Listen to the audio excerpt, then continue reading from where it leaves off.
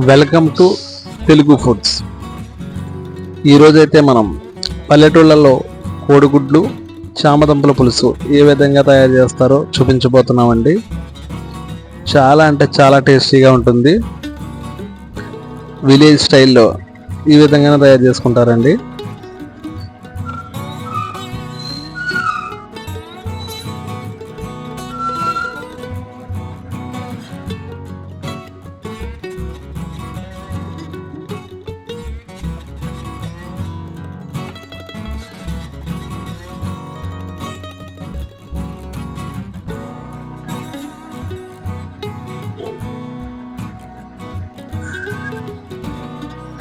ఇక్కడ మేమైతే గుడ్లని deep fry చేస్తారండి. ఉడకబెట్టిన తర్వాత ఈ విధంగా ఆయిల్లో డీప్ ఫ్రై చేస్తే మనకు ఆ విధంగా ఉంటాయి.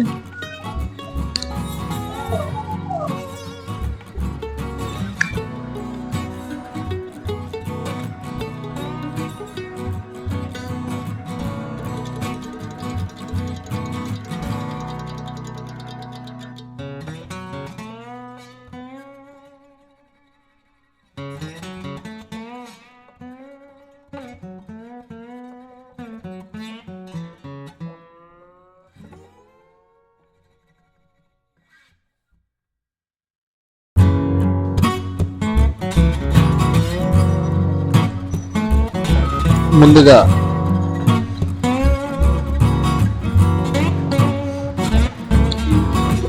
ఐదు ఉల్లిపాయలు, ఒక 6 పచ్చిమిరపకాయలు, ఇవి మసాలాలోకి 2 ఉల్లిపాయలు అదనంగా తీసుకున్నామండి. ఒక టమాటో సన్నని ముక్కలుగా కట్ చేసుకొని పక్కన పెట్టుకోవాలండి.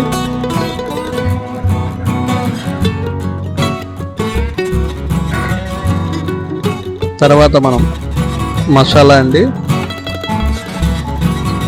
జీలకర్ర, అల్లం వెల్లుల్లి వేసుకొని బాగా మెత్తగా దంచుకోవాలండి. ఈ విధంగా అవి బాగా నలిగిన తర్వాత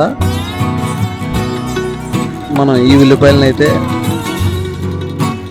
అందులో వేసుకొని వాటిని కూడా మెత్తగా దంచుకోవాలండి, కచ్చాపచ్చాగా.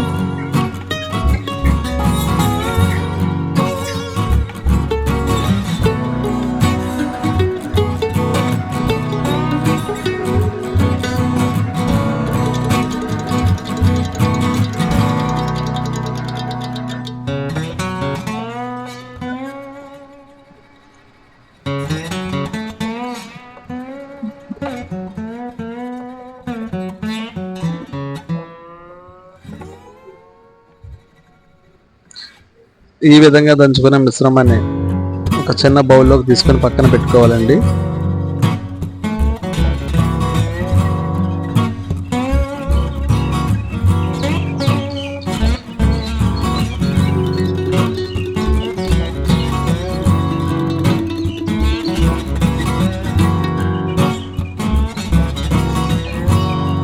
ఇవి తయారు చేసుకునే లోపు మనం ముందుగా ఒక చిన్న పాత్రలోకి నీళ్ళు పెట్టుకొని ఆ నీటిలో కోడిగుడ్లు, చామదుంపలు వేసుకొని ఉడికించుకోవాలండి. ఈ విధంగా ఒక 10 నిమిషాలు ఉడికిన తర్వాత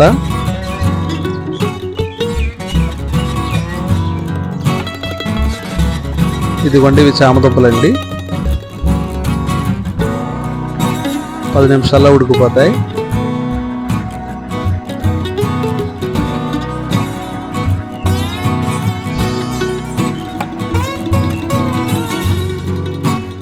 ఉడికిన తర్వాత వాటిని తొక్క తీసుకొని ఈ విధంగా ఒక పాత్రలోకి తీసుకోవాలండి.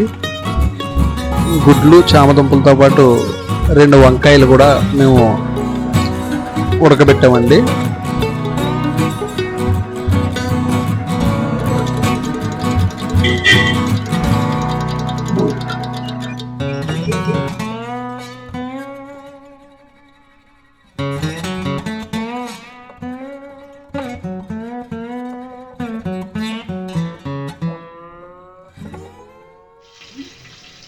స్టవ్ వెలిగించుకొని వంట పాత్ర తీసుకొని స్టవ్ మీద పెట్టుకున్న తర్వాత అందులో కొంచెం ఆయిల్ వేసుకొని గుడ్లను అయితే ఈ విధంగా ఫ్రై చేసుకోవాలండి. డీప్ ఫ్రై చేసుకోవడం వల్ల పైన ఉన్న స్కిన్ అంతా కూడా బాగా ఆయిల్లో ఫ్రై అయ్యి మంచి టేస్ట్ అయితే వస్తుందండి. సాధారణంగా ఫ్రై చేయకుండా ఇలా ఉడకబెట్టిన గుడ్లనే డైరెక్ట్గా కూర ఉడికిన తర్వాత దింపేసుకునేటప్పుడు కూరలు వేసుకుంటారు. కానీ మా పల్లెటూళ్ళు అయితే ఇదిగోండి ఈ విధంగా ఫ్రై చేస్తారండి గుడ్లని. ఈ విధంగా చేయడం వల్ల మంచి క్రిస్పీగా కలర్ఫుల్గా ఉంటాయండి. టేస్ట్ కూడా చాలా బాగుంటుంది. మీరు కూడా ఒకసారి ఇలా ఈ విధంగా ట్రై చేసి చూడండి, చాలా టేస్ట్గా ఉంటుంది.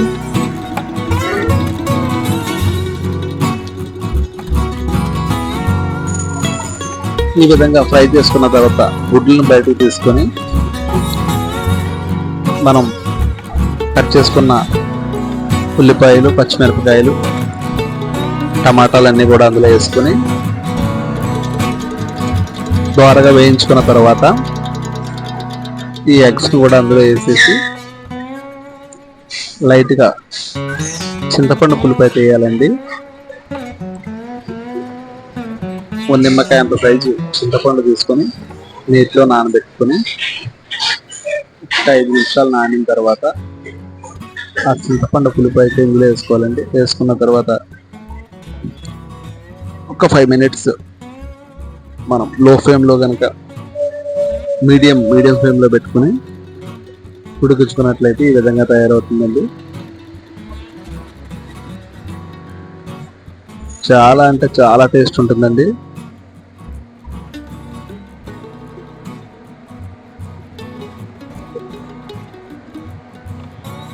ఇదిగోండి చూసారు కదా ఇంత కలర్ఫుల్గా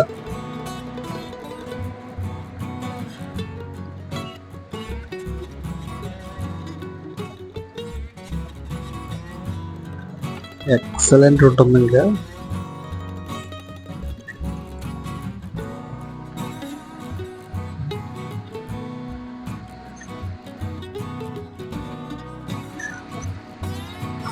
ఈ విధంగా అయిపోయిన తర్వాత ఈ వేడి కర్రీ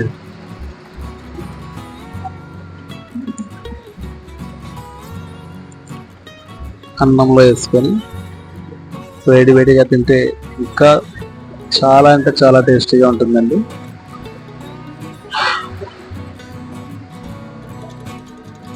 మా వీడియో కనుక మీకు నచ్చినట్లయితే లైక్ చేయండి, మా ఛానల్ని సబ్స్క్రైబ్ చేసుకోండి. Thank you for watching.